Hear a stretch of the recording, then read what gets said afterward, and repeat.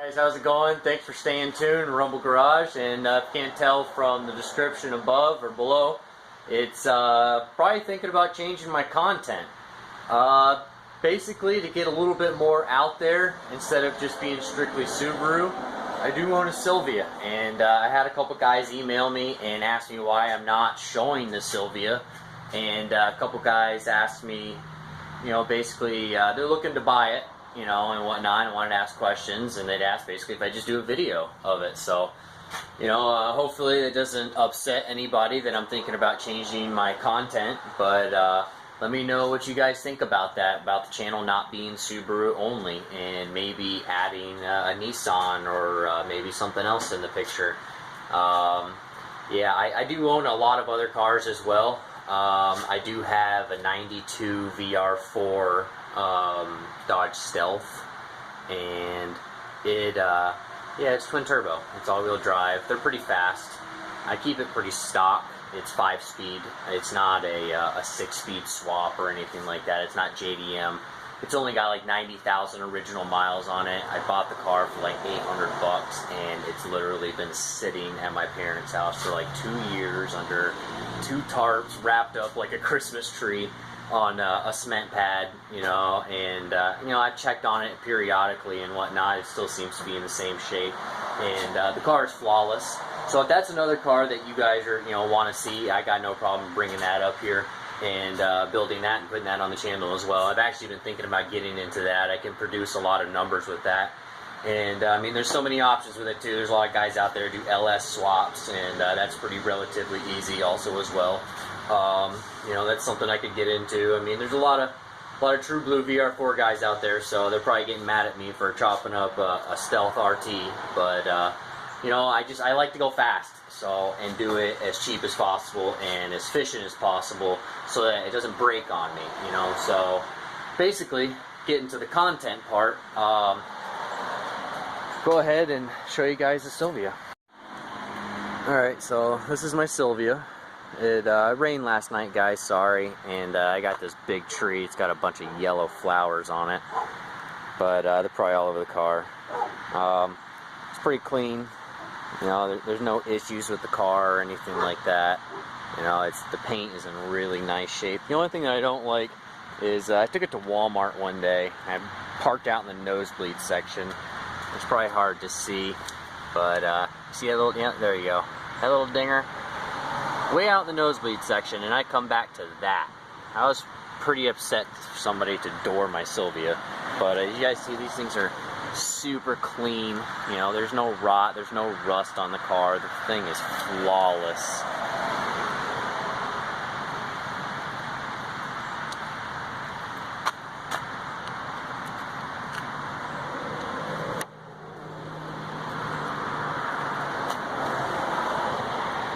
It's got the Hikis rear end in it, so it's got the all-wheel steering.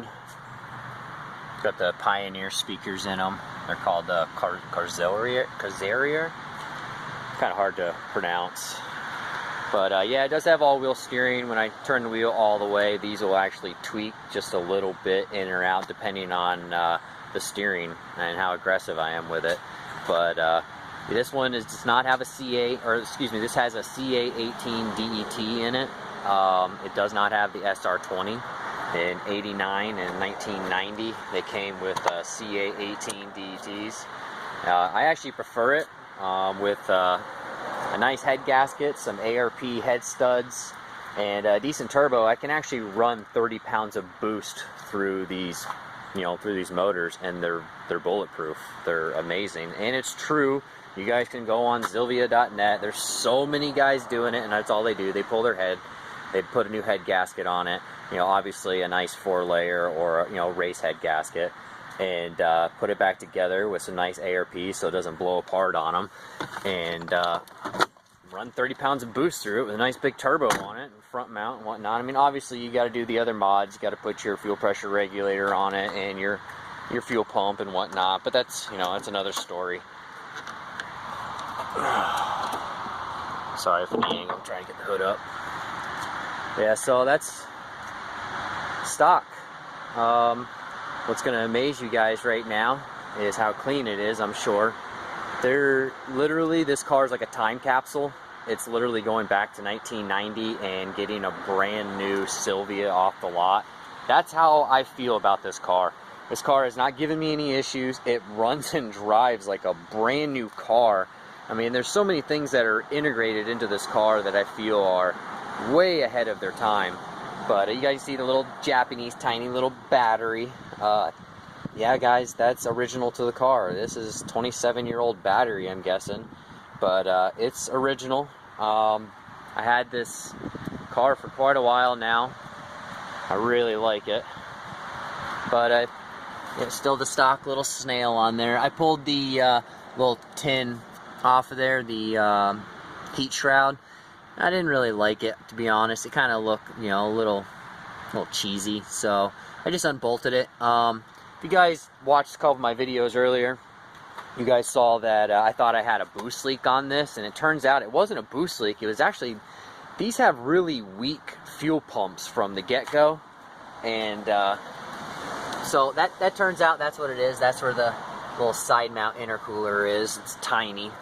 They're pretty cool little cars, really clean. I'll show you guys the interior real quick, how clean this car is.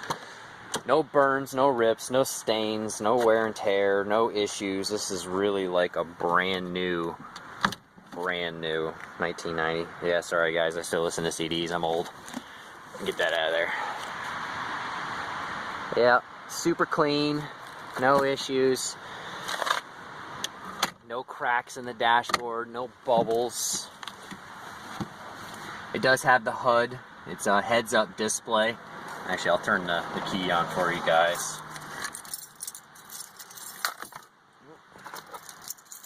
Sorry, I dropped the keys.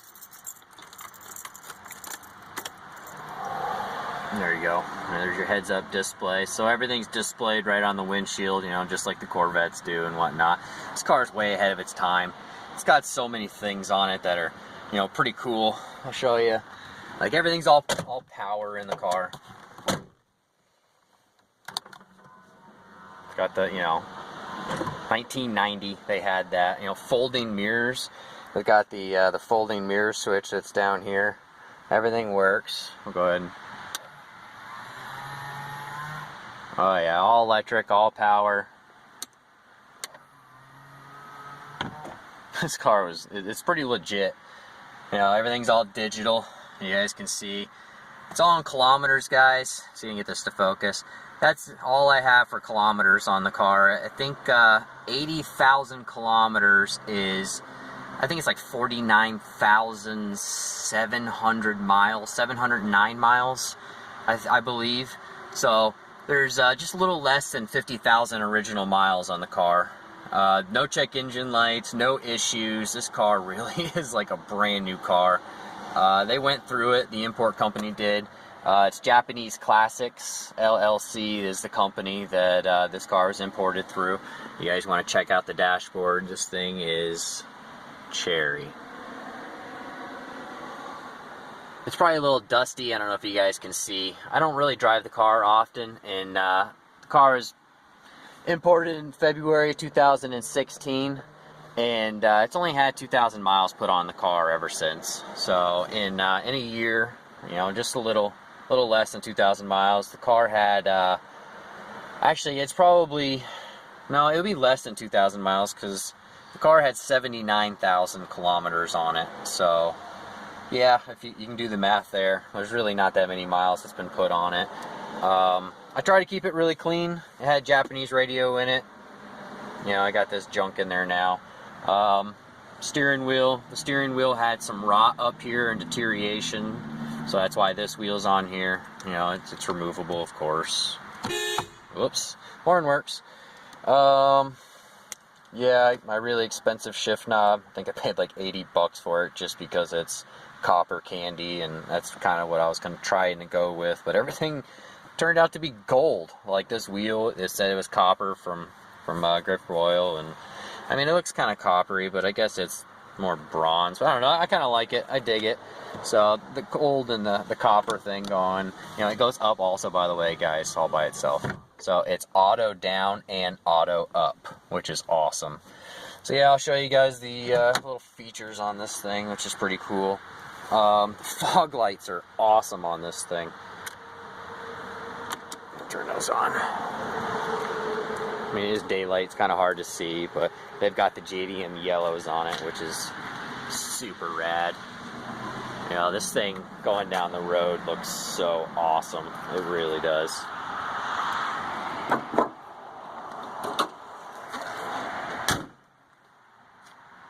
I love this car. So yeah, everything is pretty nice. You know, the sunroof, moonroof, or whatever you want to call it, you know, it's pretty sweet too. It's actually,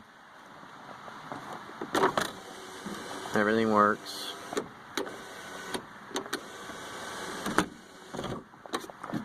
Got the sunshade also as well. Yep. Go ahead and show you the pull that, and you push this down, which is really weird for the fuel lid. Fuel lid works really good. No rust, no deterioration. You know, it's a little dingy and dirty in there, but I haven't cleaned in there. I really should get in there, but no rust. Super clean, you know, no stains or anything like that. I got a little bit of dirt the other day. Let's see if you can see it in the camera. There we go. You see a little bit of the dirt in there. So I ended up throwing some tires in here. I just got some tires for my wheels. I have some Work VS MX 18s. They're 3-piece wheels. Super rare. They're 4-lug and 5-lug conversion. So basically, long story short, is that basically, you know, here's the blow-off valve I'm going to put on the Silvia. I just got you know, just a little Gretty blow-off valve, and then I ended up making this pipe here that's actually just going to replace one of the sections. And then I just did some heat temp black on it, blacked it out. I didn't like the blow-off valve; it was blue, so it didn't go with any of the car. You know, so just to make it clean. You know, I went down, I got myself a pipe, I flared all the ends, I made myself my own tool so that I can do this for all the intercooler piping, and then I actually had a good buddy of mine just do some TIG work here and weld it on the flange for me. This is all stainless. The blow-off valve, they all come apart, you know, you just blow them apart. I just painted the top cap, compressed it back down, you know, put it all back together, really easy, painted the horn black. So it's just got like that polish. It's just a used BOV that a buddy of mine had given me just to throw on there for now until I can get a nice blow-off valve. You know, these are the Work VS MXs. You know, so you guys get an idea. 4 and 5 lug, which is nice because these cars, they come with a 4 lug hub, and it's really expensive to do that 5 lug hub swap and then turn around and have to buy all new wheels again because you now have 5 lug instead of 4 lug.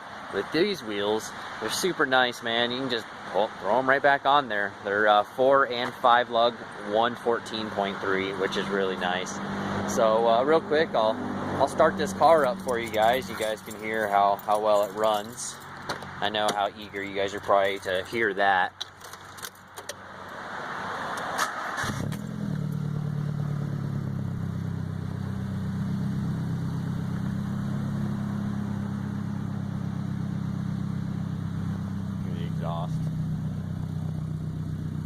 It's got an ISIS dual tip straight, no muffler, just straight pipes from the cat. I got it used, throw it on there, you know, exhaust is exhaust. She's loud, she's really loud. I'll let you hear the motor, start that.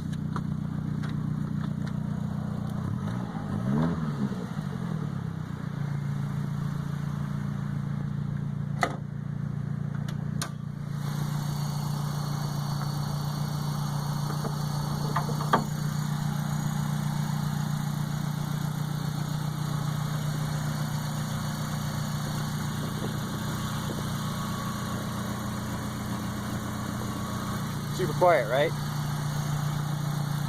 That's good. It's only got 49,000 miles on it.